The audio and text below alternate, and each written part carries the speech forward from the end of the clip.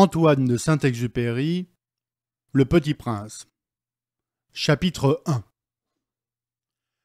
Lorsque j'avais 6 ans, j'ai vu, une fois, une magnifique image dans un livre sur la forêt vierge qui s'appelait Histoire vécue.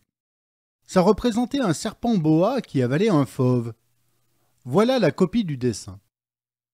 On disait dans le livre, les serpents boa avalent leur proie tout entière sans la mâcher. Ensuite, ils ne peuvent plus bouger et ils dorment pendant les 6 mois de leur digestion. J'ai alors beaucoup réfléchi sur les aventures de la jungle et, à mon tour, j'ai réussi, avec un crayon de couleur, à tracer mon premier dessin. Mon dessin numéro 1 était comme ça. J'ai montré mon chef-d'œuvre aux grandes personnes et je leur ai demandé si mon dessin leur faisait peur.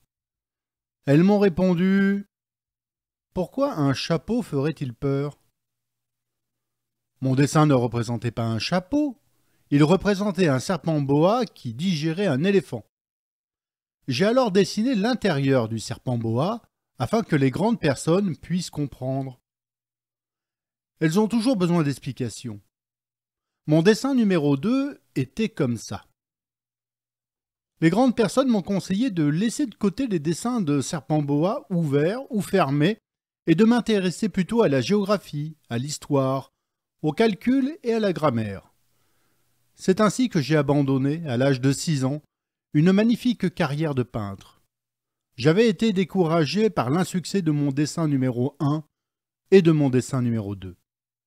Les grandes personnes ne comprennent jamais rien toutes seules, et c'est fatigant, pour les enfants, de toujours et toujours leur donner des explications. J'ai donc dû choisir un autre métier et j'ai appris à piloter des avions. J'ai volé un peu partout dans le monde. Et la géographie, c'est exact, m'a beaucoup servi.